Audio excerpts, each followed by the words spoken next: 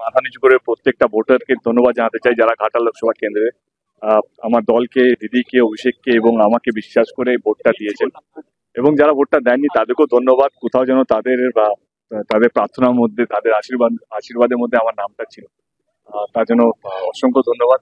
যদি কেউ match winner হয়ে থাকে সেটা হচ্ছে আমার দলের নেতারা, কর্মীরা যারা ঘাটাল সাংগঠনিক দায়িত্বের মধ্যে আছে।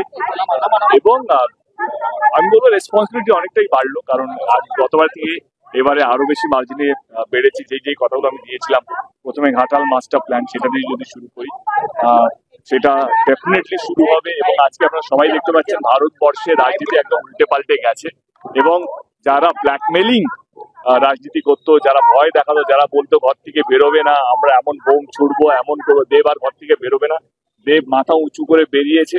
আমাদের তৃণমূল এইরকম ভাবে জয়ী হয়েছে পুরো পশ্চিম বাংলার মধ্যে, সেইটা আমার কাছে সব থেকে আনন্দের।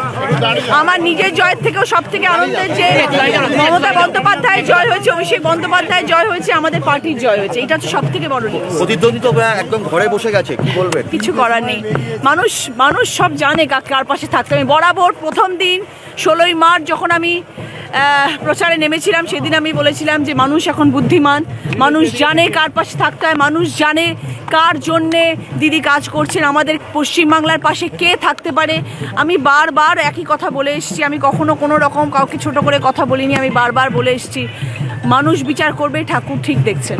তারপরে কি করবেন প্রথম, মানে কি করার ইচ্ছা আছে? অনেক কিছু, আগে তো জানতে হবে, বুঝতে হবে, পুরো ব্যাপারটা বুঝবো, কাজকর্ম বুঝবো, মানুষের কি প্রয়োজনের মধ্যে, তালিকার মধ্যে কোনটা সব থেকে আগে প্রায়োরিটি পায়, যেটা করলে মানুষ সবার আগে উপকৃত হবেন, সেই কাজটা নিয়ে আগে এগোবো। আমি ভীষণ খুশি, আমি প্রতিটি মানুষের কাছে চিরকৃতজ্ঞ। ধনেখালি প্রতিটি মানুষের কাছে আমি করজোরে নমস্কার জানাচ্ছি। আমি ভীষণ খুশি, ভীষণ আপ্লুত। প্রতিটি মানুষ আমার পাশে থেকেছেন, আমাকে ভালোবেসেছেন।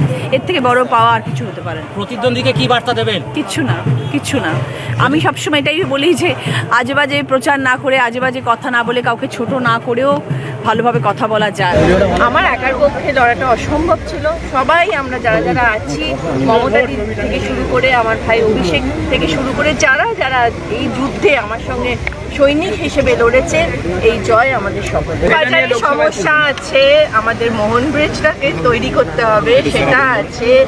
রেলওয়েজের যে কলোনি, যে বস্তিগুলো আছে, তাদের সার্বিক একটা ডেভেলপমেন্ট, এগুলো সব কিছু করতে হবে। অনেক কাজ আছে আগামী দিনগুলোতে, প্রচুর কাজ করতে হবে।